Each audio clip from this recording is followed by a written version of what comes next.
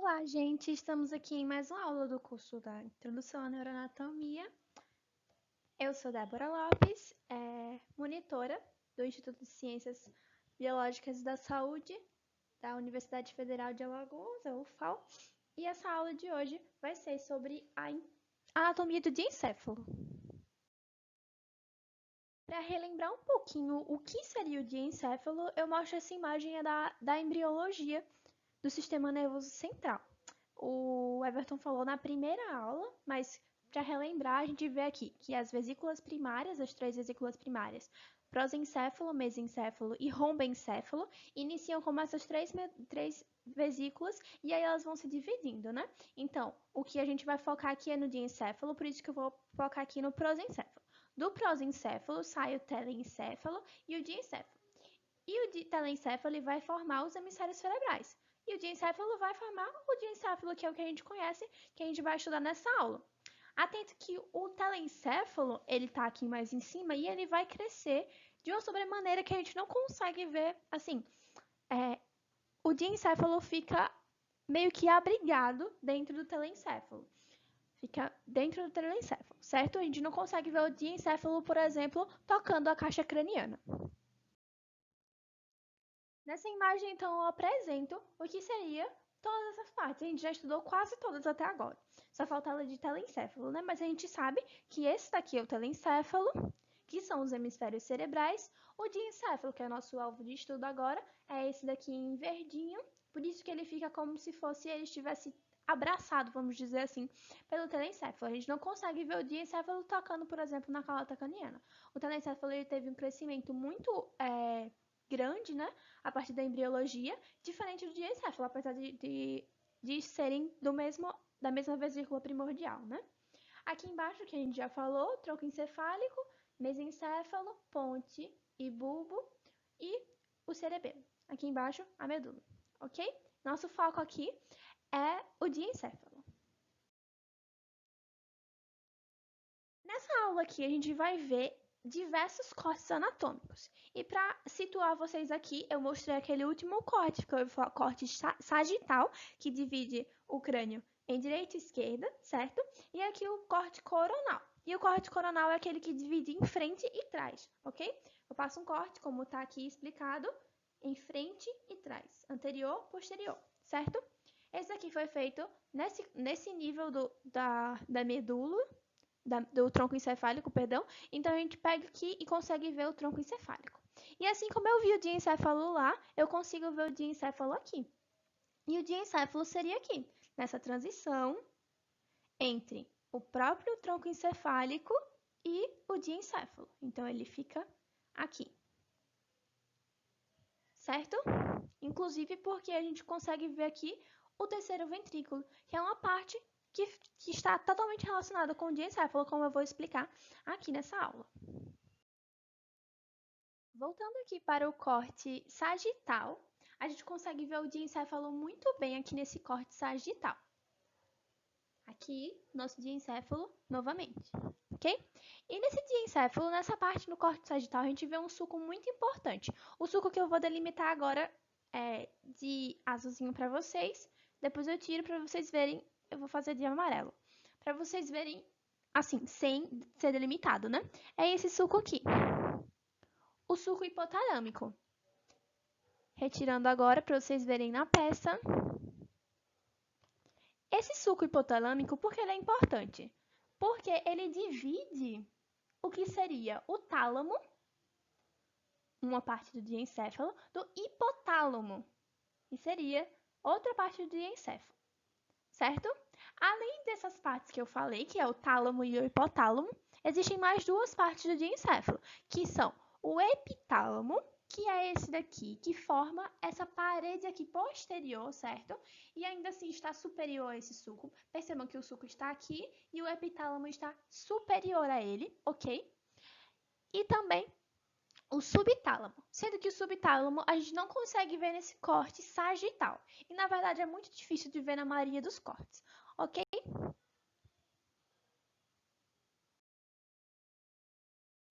Mostrando aqui no corte agora coronal, aquele corte que eu divido em anterior e posterior, eu consigo ver o tálamo de uma forma diferente, certo? Continua sendo a mesma estrutura, o diencéfalo, né, de uma forma diferente. Continua sendo a mesma estrutura, mas a gente consegue ver de uma perspectiva diferente. Aqui está marcado o tálamo, como eu falei para vocês, ok? Aqui o hipotálamo, o subtálamo, marcado aqui pelo núcleo subtalâmico, vocês percebam. E faltou o epitálamo. O epitálamo, como ele está um pouco mais posterior, a gente não consegue ver em todos os córtex coronais, ok? Aqui, inclusive, a gente não consegue ver. Tudo bem?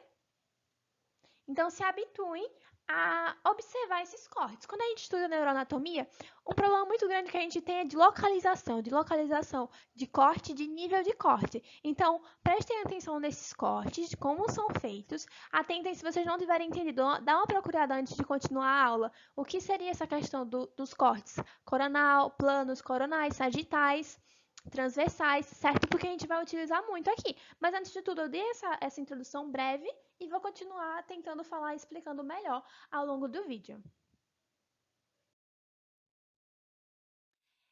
E apesar de eu já ter falado com vocês sobre o que seria o sistema ventricular, uma coisa muitíssimo importante que faz relação com o diencéfalo é o terceiro ventrículo. Vocês percebam que aqui nessa cisterna que eu mostrei para vocês, já tinha mostrado para vocês o que seria o sistema ventricular, mas percebam que essa parte aqui, que eu chamo de terceiro ventrículo, é formada totalmente pelo diencéfalo. Então, o diencéfalo, ele forma as paredes do terceiro ventrículo, ele forma o terceiro ventrículo, ok? Que se continua aqui embaixo com aqueduto cerebral e aqui embaixo com o quarto ventrículo, em cima seriam os ventrículos laterais, ok? Mas esse terceiro ventrículo aqui é o que faz relação com, assim, direta com o diencéfalo. E a gente vai estudar e falar sobre o assoalho dele, tanto as paredes laterais, mediais, e estudar ele como um todo. Por quê? Porque ele é parte, assim, fundamental do diencéfalo. Essa imagem mostra o foco do diencéfalo, o foco no terceiro ventrículo. Percebam aqui essa cavidade aqui, onde passa o líquor, que seria o terceiro ventrículo, que faz conexão superior com os ventrículos laterais de um lado e aqui atrás do outro, certo? Embaixo com o aqueduto cerebral e aqui com o quarto ventrículo, como eu já falei, ok? Adentrando um pouco mais agora no estudo desse nosso terceiro ventrículo, a gente começa a ver aqui o que seria o assoalho desse terceiro ventrículo, tudo bem? Novamente, como a gente está no corte sagital, é basicamente o mesmo corte anterior, um pouco mais focado, assim, um pouco mais próximo, e agora numa estrutura anatômica, numa peça anatômica, ok? A gente vai ver aqui o sulco, o nosso sulco, assim, que é onde a gente vai se situar, tudo bem? Esse sulco aqui, ele não tá tão bem visto como o anterior, que é de desenho, né? Mas ainda assim a gente consegue ver. Eu vou delimitar aqui para vocês verem que a gente consegue sim ver esse suco. Seria este suco aqui. E qual é o nome desse suco? O suco hipotalâmico. Lembrando, o que esse suco hipotalâmico ele faz? Qual a importância dele para a gente? É a divisão do hipotálamo, que está abaixo dele, do tálamo, que está aqui acima dele, ok? Então, falando um pouco mais desse assoalho do terceiro ventrículo, nós temos as partes que compõem ou que estão muito próximas ao hipotálamo. E de anterior para posterior, eu consigo ver algumas estruturas, as que estão marcadas aqui, ok? Que seria o quiasma óptico, que é essa primeira parte aqui, um pouco mais alongada, você vê que vem aqui e se alonga. Esse daqui é o quiasma óptico, é por onde as fibras do nervo óptico elas se cruzam, algumas delas, né, nem todas. Mais um pouco posterior, andando de forma anterior-posterior, a gente consegue ver o infundíbulo que é parte do hipotálamo, mas que faz relação direta com a hipófise, principalmente a neurohipófise, ok? Mas isso da hipófise eu vou explicar um pouquinho mais na frente, certo? Pela relação direta que ela tem com o hipotálamo e com outras partes do diencéfalo. o tuber cinério, que está aqui, e que é essa parte que meio que se continua com o infundíbulo, certo? Faz relação com esse infundíbulo. E o corpo mamilar, que está um pouco mais para trás aqui. É uma bolinha que está aqui e chamada de corpo mamilar. E que a gente, inclusive, consegue ver em cortes de estudo do tronco encefálico, né?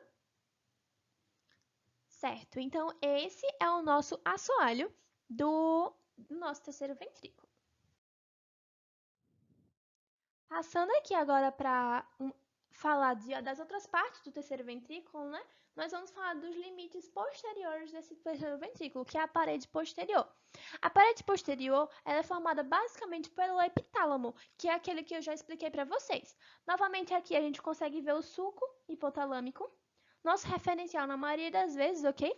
Então a gente consegue ver esse sulco hipotalâmico, aqui embaixo tem o hipotálamo, em cima eu tenho o tálamo, mas aqui ainda acima dele, só que mais posterior, nós temos o epitálamo. O epitálamo ele estaria nessa região aqui, vou fazer de azul, aqui, tudo bem? Esse é o nosso epitálamo. E qual seria a parede posterior, portanto, desse nosso terceiro ventrículo? Seriam essas partes do epitálamo que a gente consegue ver aqui, que seria aqui a glândula pineal, nossa pequena glândulazinha aqui, antes chamada de terceiro olho, né? Mas está aqui a glândula pineal. E essa parte aqui, as abênulas. As abênulas a gente não consegue ver muito bem aqui nessa imagem, mas na próxima a gente consegue ver, tudo bem? Mas as abênulas também fazem parte dessa nossa parede posterior do terceiro ventrículo. Mas você percebe que ainda aqui atrás a gente consegue ver que essas partes aqui do epitálamo, elas dão raízes, elas dão estrias medulares do tálamo, que vem do tálamo e formam a tela coroide, que é essa tela que a gente vê aqui, ó. Essa tela coroide, que nela vai se aderir esse plexo coroide. O plexo coroide é o plexo vascular, né? Então, é um plexo coroide do terceiro ventrículo, esse plexo aqui, que vai estar, portanto, formando o teto do nosso terceiro ventrículo, certo? Então, a gente já falou do assoalho, que é essa parte aqui, formada pelo corpo mamilar, o infundíbulo, o quiasma óptico e o tuber cinéreo, que está por aqui, certo? Em relação com o infundíbulo. A nossa parte posterior, formada pela glândula pineal e as abênulas, que a gente não consegue ver. O teto, formado pelo plexo coroide e a tela coroide que está aderida a ele. Anteriormente, a gente vê algumas outras coisas também, que seria agora a nossa extremidade anterior do terceiro ventrículo, que seria, como a gente consegue ver aqui, essa lâmina terminal. Vocês conseguem ver aqui, está marcado, vou marcar aqui para vocês também, a lâmina terminal. E mostrando aqui com o ponteiro onde ela tá essa pequena lâmina realmente sendo lâmina, que vai desde a comissura anterior, que é essa formação aqui redonda, que está aqui. Comissura anterior, que a comissura anterior é muito importante, que é por onde passam várias fibras axonais, né? De vários tratos muitíssimos importantes, relacionados muito com a motricidade, né? E que vai dela até o quiasma óptico. Consegue ver essa tela que se estende, essa lâmina que se estende daqui até o quiasma óptico. Então, essa é a nossa lâmina terminal. E essa lâmina terminal,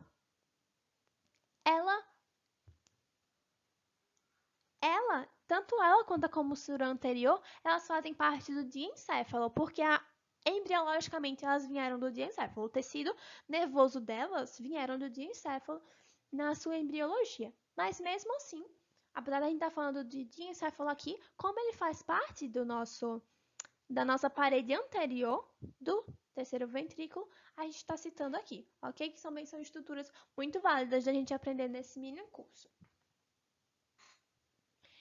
E como paredes laterais, a gente consegue ver o tálamo e o hipotálamo, certo? Já falei aqui do sulco, que foi a nossa divisão assim limítrofe, mas aqui acima do sulco a gente consegue ver o tálamo, que é toda essa bolotinha assim, essa eminência, ok?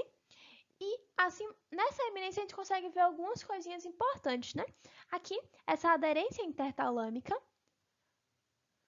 A aderência intertalâmica mostrando aqui que existe uma conexão entre o tálamo de um lado com o tálamo de outro, que é feita por essa aderência intertalâmica, ok? E aqui embaixo, o hipotálamo, também fazendo parte da parede lateral, já que eu botei uma de um lado e outra de outro, do nosso terceiro ventrículo. Tudo bem? Percebam que aqui nós temos um acidente importante aqui, que é o forame interventricular. Esse nosso forame interventricular, ele faz o quê? Ele faz a conexão desse nosso terceiro ventrículo, que está sendo falado até agora, com os ventrículos laterais, que estão aqui em cima, aqui no diencéfalo. Então, esses ventrículos laterais, o primeiro e o segundo ventrículo, também chamados, né, no diencéfalo, eles drenam para o terceiro ventrículo, drenam o líquido para o terceiro ventrículo através desses forames interventriculares que estão um do lado do outro. Ok? Novamente, mais uma imagem para vocês deixarem fixo na cabeça de vocês essas imagens e o que seria o diencéfalo. A gente consegue ver aqui essas coisas. Percebam que eu não mostrei naquele outro slide a questão da abênula, né? Então, aqui a gente consegue ver a comissura abenular, que está aqui, certo? Aqui atrás, a nossa glândula pineal, todos em relação ao epitálamo, ok? Aqui, tudo que eu falei para vocês. Quiosma óptico, a lâmina terminal, comissura anterior, aqui o infundíbulo tubo cinéreo, aqui o nosso corpo mamilar, tá vendo a bolinha aqui? Bolinha, o corpo mamilar. O sulco subtalâmico, o nosso tálamo, a aderência intertalâmica e o forame, certo? Então, delimitando aqui através dessa figura, quais seriam os limites do nosso terceiro ventrículo, a gente vê como limite anterior a lâmina terminal, como assoalho, como, vamos dizer assim, chão, que a gente chama de assoalho, a gente chama, é como se fosse relativo ao chão, né? Não sei, que chão não cabe, então é assoalho, mas é mais ou menos a mesma coisa. Essa nossa parte inferior, né? Seria o quiasma óptico, o infundíbulo, o tubo cinéreo e o corpo mamilar. Posteriormente, nós temos o epitálamo com a glândula pineal e as abênulas e superiormente nós temos a tela coroide, ok? A tela com seu respectivo plexo coroide. Para entender tudo isso, a gente precisa entender essa loucura que está aqui, essa divisão que foi feita aqui no hipotálamo. Percebam que a gente tem uma estrutura aqui, que é o fórnix. O fórnix é um emaranhado de substância branca, certo? Que passa pelo meio do hipotálamo. A gente estava vendo naquele corte, e aqui a gente vê também o mesmo corte. Eu vou situar vocês antes de começar a falar. Nós temos aqui a aderência intertalâmica e aqui o sulco hipotalâmico, certo? Então, aqui assim, em cima eu tenho tálamo, e aqui embaixo, que eu vou explicar para vocês, eu tenho o hipotálamo, certo? Só que na outra figura a gente estava vendo essa parte mais anterior, vocês lembram? E aqui essa parte era mais posterior, na outra figura. E aqui foi o contrário, né? Essa parte é mais anterior, inclusive o quiasma óptico, eu falei para vocês que era mais anterior. Ele está aqui, nesse lugar aqui. Eu vou até botar um para vocês se situarem, que aqui é anterior, e aqui mais posterior, certo? Então, situaram-se na figura, inclusive mostrando aqui algumas coisas para vocês se situarem realmente em que corte a gente tá, certo? É o mesmo corte do anterior, só que a gente tirou algumas partes aqui para explicar o que é que tem dentro, certo? Mas aqui eu tenho o quiasma óptico, aqui eu tenho o infundíbulo, que é a haste infundibular, aqui tá cortado, mas aqui embaixo eu teria a hipófise, certo? O tubo cinérico, perdão, e aqui por trás o corpo mamilar, ok? Então, nossa parte anterior, nossa parte posterior, aqui superior, que é o tálamo, e aqui inferior, claramente, né? Já que a gente está situado aqui, a gente pode entender essa figura, certo? Essa divisão em forma de figura aqui, esse esquema. Esse fórnix, como eu estava começando a falar para vocês, feixe de axônios que divide o tálamo em uma parte medial e uma parte lateral, ok?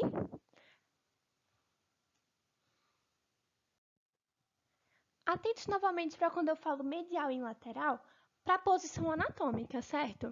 A gente está vendo esse corte, na qual aqui na frente da gente, assim, mais próximo a gente que está, vamos dizer assim, estou tentando achar um jeito de explicar melhor, mas que ele está mais próximo da gente, assim, em tela, mais próximo da gente que está assistindo essa tela, se a gente tivesse fechado, estaria ali o líquido do terceiro ventrículo, certo? Na cavidade do terceiro ventrículo. Se eu for além dessa figura, vamos dizer assim, para trás dessa figura, para trás mesmo, para trás do computador, numa estrutura tridimensional, eu estaria vendo, estaria me aprofundando dentro dos hemisférios cerebrais, certo? Ok? Então, o que seria medial e o que seria lateral? Lembra do medial é tudo mais próximo à linha mediana, certo? Então, o medial seria essa parte que a gente consegue ver aqui mais próximo. E o que seria lateral? Como essa figura não está colorida, fica um pouco mais complicada. Mas essa parte aqui, ó, essa parte aqui, vocês estão vendo que tem uma parte aqui mais posterior a essas cinzinhas aqui, essa cinza mais escura, seria a parte lateral. Tudo bem? Então, seriam dividido em parte lateral, mais atrás nessa nossa figura ao fórnix, e uma parte medial, mais anterior, assim, na nossa perspectiva, né, mas na verdade mais lateral a esse fórnix que a gente consegue estar vendo aqui. Tá vendo que ele divide literalmente o que está mais na frente e o que está mais atrás, o que seria anatomicamente mais medial e mais lateral. Por isso, dos nomes, ele divide em uma parte lateral e uma parte medial. E essa parte medial é a parte que a gente vai mais estudar, certo? É inclusive o nome dos núcleos que está aparecendo aí na tela e nessa imagem. Localizados, vamos falar um pouco sobre esses núcleos. Lembrando, a área pré-óptica, ela não faz parte do diencéfalo, mas ela é sempre estudada no hipotálamo, que é a parte que a gente está estudando, ok? Então, aqui a gente vai começar por ela mesma. A parte pré-óptica, ó, essa parte daqui é a nossa parte pré-óptica. Mais próximo, assim, bem juntinha mesmo a lâmina terminal, né? Aqui, ó, a lâmina terminal e a área pré-óptica, certo? Lá na parte supraquiasmática, vocês lembram que existe uma parte supraquiasmática? Então, eu tenho quiasma e acima dela eu tenho uma parte supraquiasmática. Eu tenho alguns núcleos. Lembrando novamente, o que seriam núcleos? Núcleos seriam os emaranhados, né? Os emaranhados de substância cinzenta que está ali. E, portanto, ali que existe sinapses nervosas. Então, nessa parte supraóptica do hipotálamo, nós temos alguns núcleos, que seria o núcleo paraventricular, tá vendo que ele está acima do quiasma, o núcleo supraóptico, que a gente consegue ver aqui, e o núcleo supraquiasmático. Todos eles marcados em azul, certo? Para a gente dividir assim, até em cores para ficar mais didático, o que seria essas coisas, certo? Esses três relacionados com o núcleo supraóptico, com a parte supraóptica, ou seja, acima do quiasma óptico do hipotálamo, ok? Mas a gente tem uma segunda parte, é a parte tuberal. Vocês lembram? A parte tuberal está relacionada com o quê? Com o tuber cinéreo. E o tuber cinéreo está relacionado com o infundíbulo, ok? E por isso a gente vai começar a falar agora dessa parte tuberal, que seriam os núcleos ventromedial. Vocês conseguem ver que eu estou seguindo basicamente o que está em cima dele. Ficou muito feia essa linha. Mas é o que está acima do tuber, né? Que está acima aqui. Na nossa visão está melhor aqui o infundíbulo, né? Mas percebam, o núcleo ventromedial está logo acima, assim como o núcleo dorso-medial, que também está literalmente acima. Um outro núcleo que a gente não consegue ver nessa imagem, quer dizer, tá conseguindo sim, é porque tá bem estranho aqui o cinza. Mas percebam aqui esse núcleo arqueado, que também está bem em cima do tuber cinéreo, ok? Por isso, nós temos esses 3 núcleos. Então, a gente tem 3 núcleos na parte quiasmática, 3 núcleos na parte tuberal. E agora, a última parte seria a parte mamilar, né? Bem pertinho do corpo mamilar. E são as partes que restaram aqui, né? Os núcleos que restaram. Vou fazer esses núcleos de roxo, certo? Então, a gente vai falar agora deles, desses núcleos. Aqui a gente consegue ver o primeiro, que é o núcleo posterior. Ok. E, basicamente, é esse que a gente consegue ver nessa imagem. Mas, além do núcleo posterior, a gente consegue ver também um núcleo tuberomamilar e os núcleos mamilares. Mas ali mesmo, mais perto do corpo mamilar, certo? Então, além desse daqui que eu marquei, nós temos outros. Mas percebam que cada parte tem 3 núcleos, ok? Então, eu tenho 3 núcleos na parte mamilar, tenho 3 núcleos na parte tuberal e tenho 3 núcleos na parte quiasmática. Lembrando que a área pré-óptica é telencéfalo, mas a gente vai estudar do mesmo jeito aqui, porque ela sempre é estudada junto ao hipotálamo, pela sua relação muito grande com o hipotálamo, tudo bem? Eu falei tanto da hipófise, já falei da hipófise, falei que ela faz relação com o infundíbulo, faz relação com o hipotálamo, e eu não cheguei a explicar realmente o que seria essa hipófise, né? A hipófise é essa glândulazinha aqui, que ela, no nosso crânio, ela está deitada na célula túrcica, e é uma das glândulas mestres do nosso corpo, né? A partir dela saem hormônios que vão comandar a ação de glândulas em todo o nosso corpo. Vamos dizer, tireoide, por exemplo, né? Tireoide, tanto ovário como testículo, adrenal. Então, são várias estruturas que são comandadas a partir aqui do encéfalo. Mas ela não seria a nossa glândula assim. Ela já foi chamada de glândula mestra, mas ela tem uma relação enorme com o hipotálamo que está aqui em cima. Por quê? Porque o hipotálamo ele secreta vários hormônios que vão fazer com que a hipófise, o tecido glandular da hipófise, secrete hormônios. Então, os hormônios reguladores são os do hipotálamo e a hipófise, a parte glandular da hipófise, ela secreta hormônios em resposta à modulação desses hormônios do hipotálamo, ok? Mas, além de uma parte glandular, uma parte que secreta hormônios, a hipófise tem uma parte neuronal, assim, nervosa, né? Que é a neurohipófise, que ela é dividida em duas, a adenohipófise, adeno relacionada à glândula, e neurohipófise relacionada a tecido nervoso. Então, nessa neurohipófise, eu não tenho tecido glandular. E mas mesmo assim, ela está muito relacionada com o hipotálamo. E é o hipotálamo que secreta os hormônios dessa primeira parte da neurohipófise. E a partir da neurohipófise vão se relacionar com outros sistemas. Então, conheçam agora a nossa glândula hipófise. Muito importante e que está relacionada assim, extremamente ao hipotálamo. Falando um pouco mais de como o hipotálamo é importante para nossas funções, além da anatomia, ele também é muito importante funcionalmente, né? E uma das funções importantes do hipotálamo é o controle do sistema nervoso autônomo. Quando nós falamos daquela divisão do hipotálamo, nós falamos que existe a divisão da parte supraóptica, da parte tuberal e da parte mamilar. Vocês lembram? E essas partes elas também podem ser chamadas respectivamente de anterior, médio e posterior, relacionadas mesmo à anatomia, certo? Então, o que é que eu tenho mais anterior? Eu tenho a parte supraóptica, mais médio, né? Que é entre o posterior e o anterior, eu tenho o tuberal, e o mais posterior é o mamilar, certo? Então, quando eu falar de hipotálamo anterior, estou falando da parte supraóptica, hipotálamo posterior, estou falando de parte mamilar, certo?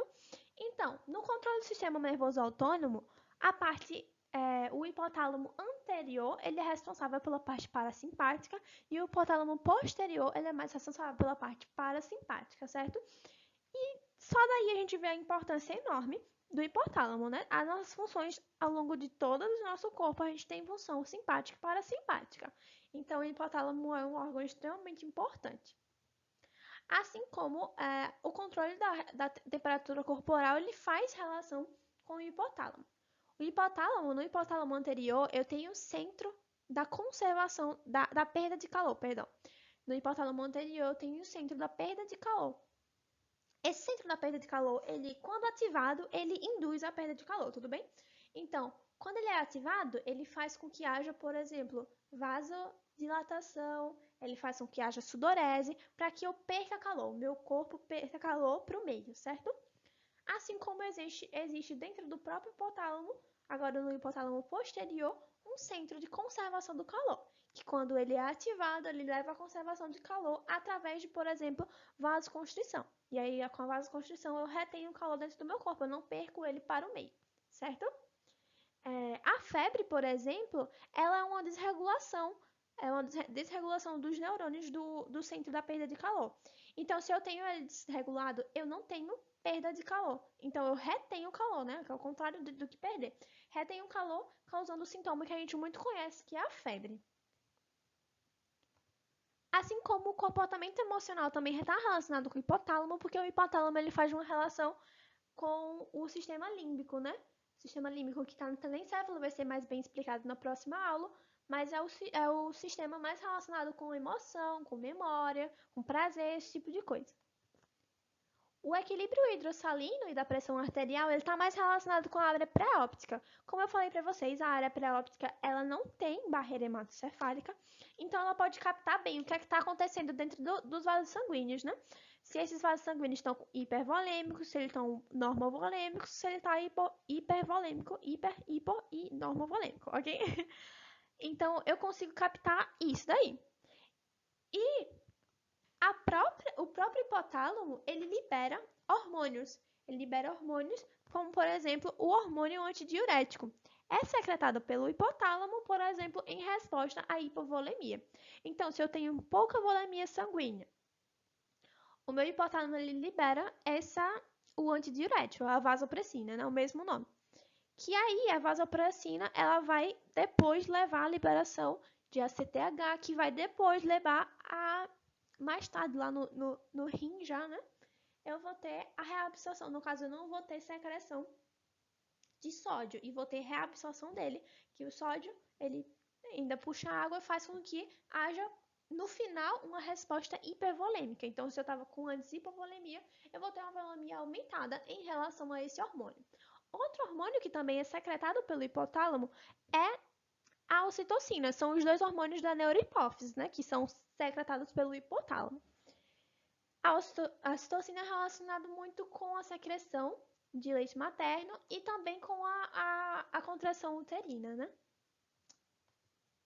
Há também a regulação da adenocipófise.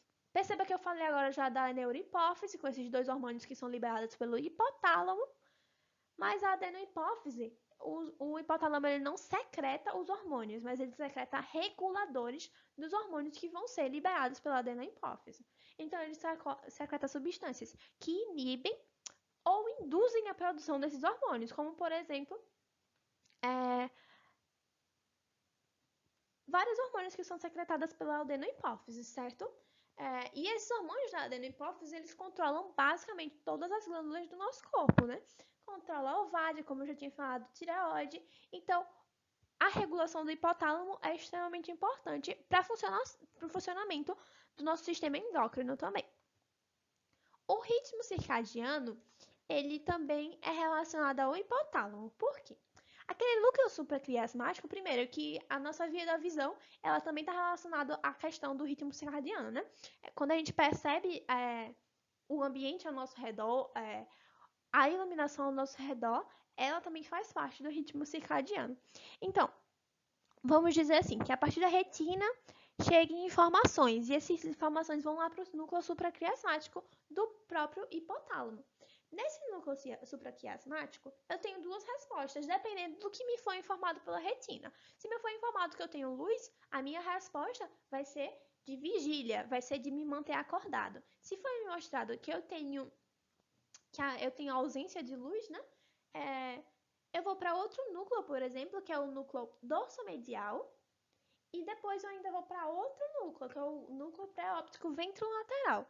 todos eles no hipotálamo, fazendo o circuito que vai me deixar com sono, certo? Que vai me liberar, vai ativar neurônios que vão fazer dormir, vai me fazer ter a sensação de sono. Então, o ritmo circadiano está totalmente relacionado com o hipotálamo. Então, ele também regula o sono e a vigília, portanto, né? E o comportamento sexual relacionado também a essa questão do comportamento emocional, mas também, para vocês terem uma ideia, o sistema nervoso autonômico, que é controlado já pelo hipotálamo, como eu já expliquei, ele regula tanto a ereção quanto a ejaculação. A única coisa que não é regulada no comportamento sexual pelo hipotálamo é o prazer, né? Que é relacionado mais pelo sistema límbico, que é o sistema da emoção. Além disso, uma coisa que eu esqueci de colocar aqui foi a questão da regulação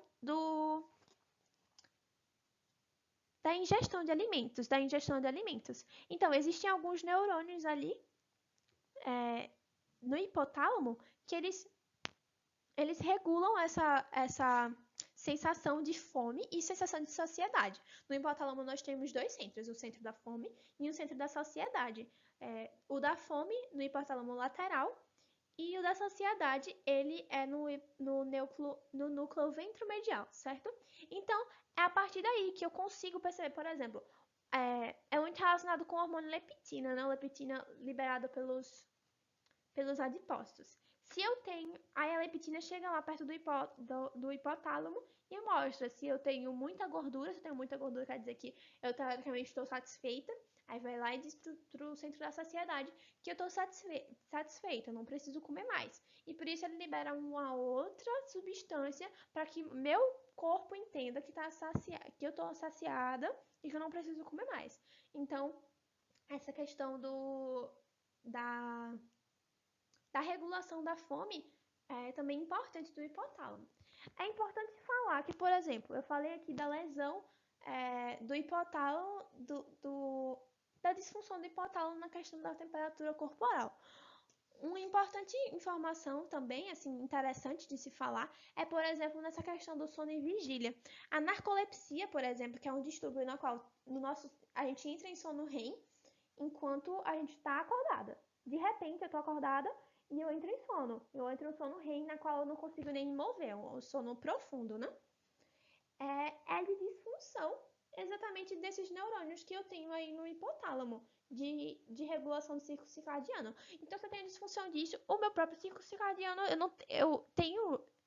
quando eu deveria estar acordada, eu estou, por exemplo, num sono na qual o meu tono muscular ele está inexistente, eu não consigo nem me mover. Então, eu caio, eu tenho narcolepsia, que é um problema de um distúrbio do sono, certo? Passando agora aqui para o tálamo, nós conseguimos ver nesse corte, assim, maravilhosamente o que seria o tálamo, né? A gente cortou aqui o telencéfalo, né? Os hemisférios, cortamos os hemisférios e chegamos até o diencéfalo aqui embaixo. E só essa parte verdinha seria o tálamo, certo? Esse tálamo, que são duas bolinhas mesmo. E você percebe que essas duas bolinhas aqui no meio, vou tirar a seta agora, mas tá aqui, elas são aderidas, né? É aquela aderência intertalâmica que eu falei pra vocês, certo? Novamente mostrando no corte sagital agora o tálamo. O tálamo, aqui eu tenho aquilo que eu mostrei pra vocês, a aderência intertalâmica, ele como um gordinho aqui, certo? Mesma coisa, acima do sulco hipotalâmico, ok? Aqui a gente consegue ver num corte transversal.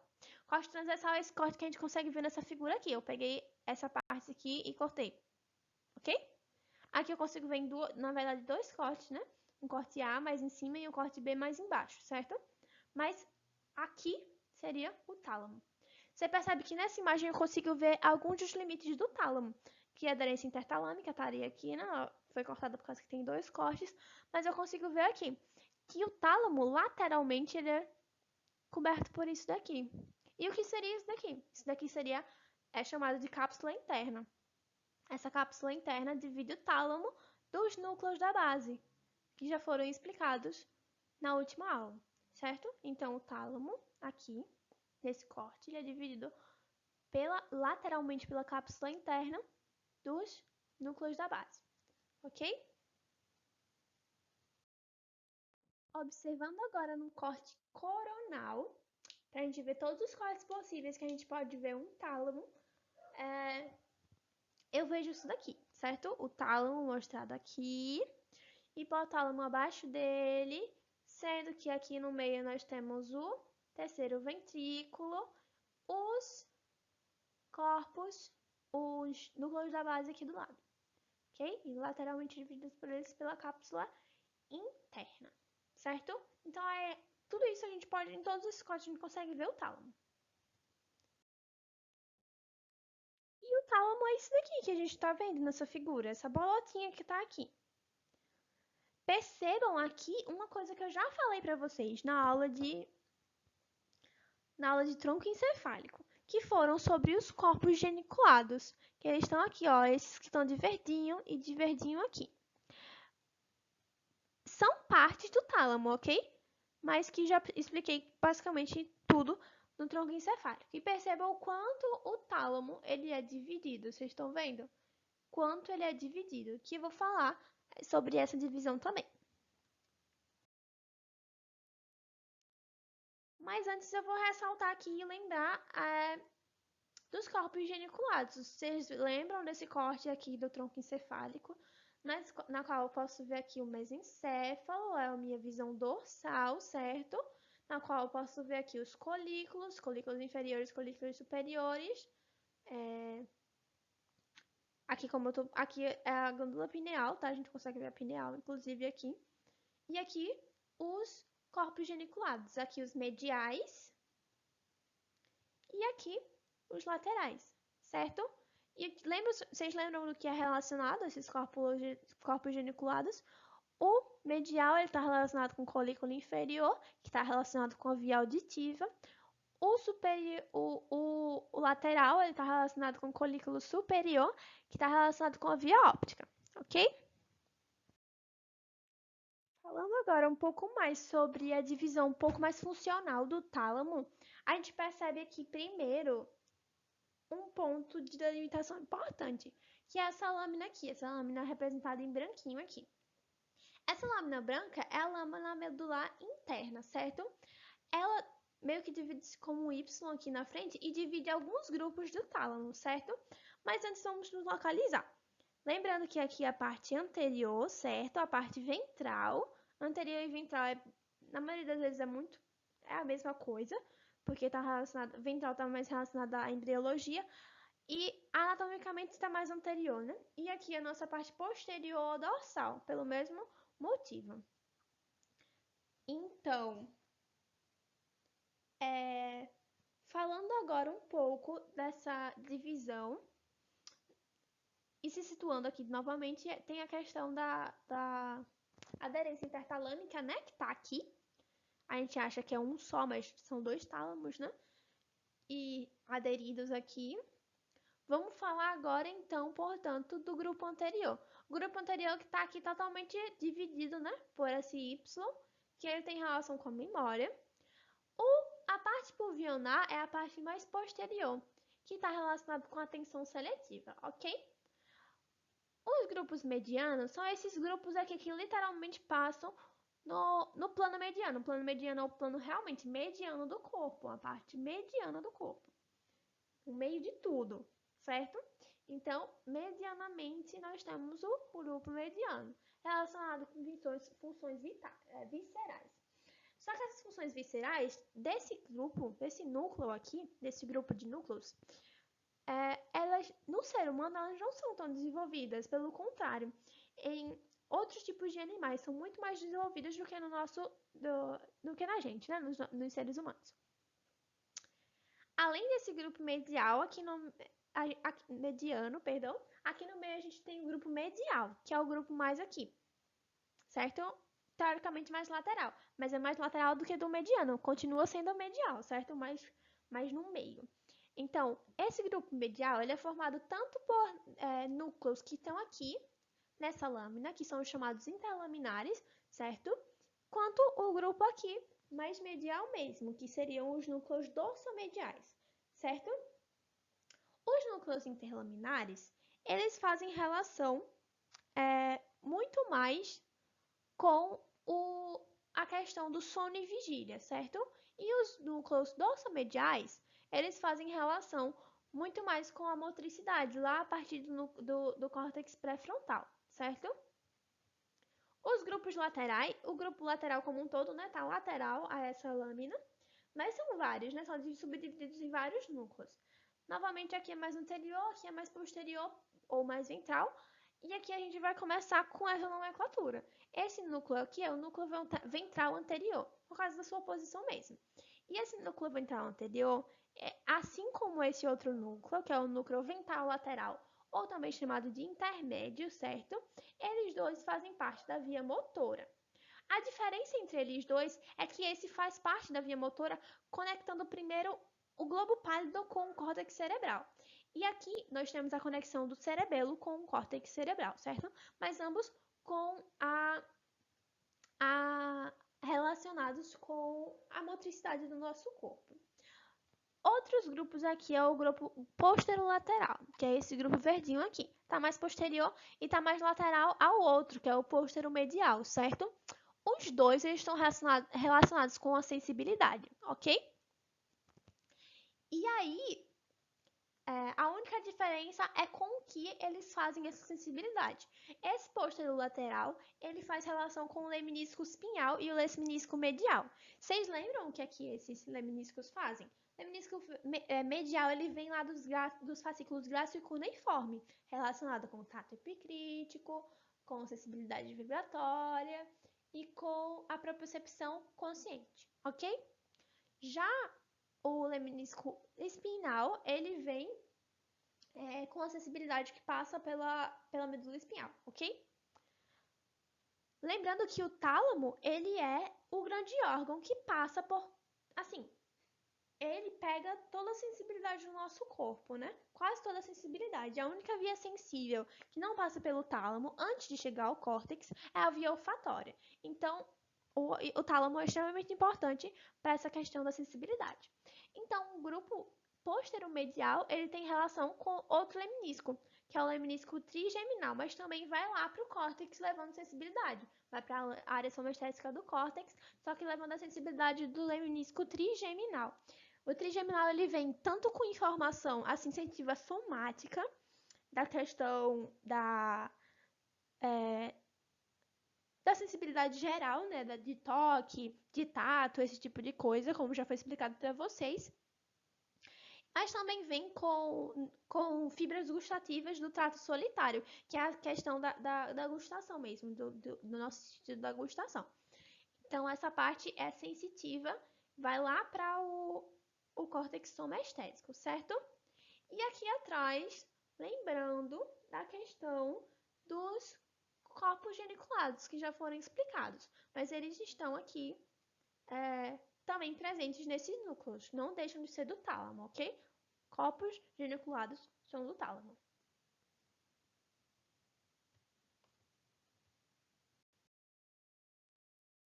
Falando dos núcleos do tálamo, eu já falei muito sobre as funções que ele tem, né? Mas para deixar aqui resumindo quais seriam essas funções, nós vemos que a função de ativação do córtex, inclusive córtex motor, certo? É responsabilidade do tálamo. Memória é responsabilidade do tálamo. Comportamento emocional é responsabilidade do tálamo. Motricidade, extremamente importante, né? A questão dos núcleos ali mais anteriores, mais ventrais, que é o intermédio anterior e o ventral anterior, que controlam, assim, vai dos núcleos da base até o córtex e vai do cerebelo até o córtex, vias muitíssimo importantes para a motricidade corpórea. Assim como a sensibilidade. Como foi falado, o tálamo é via importantíssima de sensibilidade, né? Inclusive, uma síndrome talâmica, ela tem manifestação de drásticas alterações da sensibilidade. Uma delas é a apresentação de uma dor central. Essa dor central ela é uma dor espontânea e pouco localizada, que irrita quase toda a parte do corpo situada na parte contralateral, né, da lesão, por causa da questão da decursação.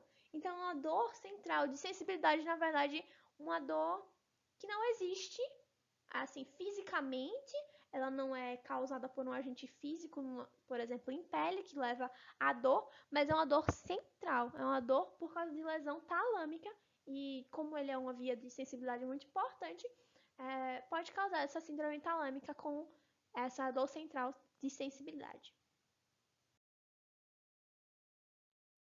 Falando agora do subtálamo, o subtálamo, a gente, como eu falei para vocês, a gente vê muito pouco, né, nas peças anatômicas.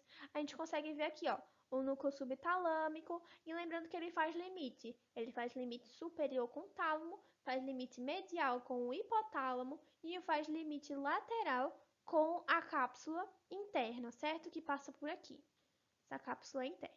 Então, esses são os limites do subtálamo. E quais seriam as funções do subtálamo? O subtálamo, ele tem a função basicamente de motricidade. Inclusive, se existe lesão do núcleo subtalâmico, nós temos uma síndrome conhecida como um hemibalismo. Um hemibalismo muito famoso, né, porque é clássico. Lesão de subtálamo leva a hemibalismo e é caracterizada por movimentos anormais das extremidades, ok? Então, o subtálamo é só isso. Foi bem rapidinho a questão do subtálamo, né? Mas é porque realmente não conseguimos demonstrar muito bem onde está esse subtálamo. Ele está aqui. Inclusive, ele faz essa divisão entre a substância do mesencéfalo, que estaria aqui embaixo, nesse corte que a gente não consegue ver, porque ele está no corte mais posterior, ok? Mas o mesencéfalo ele é dividido por essa parte aqui, e você percebe que ele é também formado por algumas das partes que o subtálamo também tem, né? Que o mesencéfalo também tem, perdão. Então, o subtálamo tem algumas partes que o mesencéfalo tem, tal como a substância negra e o núcleo rubro e a formação reticular, certo? E ele é muito importante para a questão da motricidade, como já foi falado.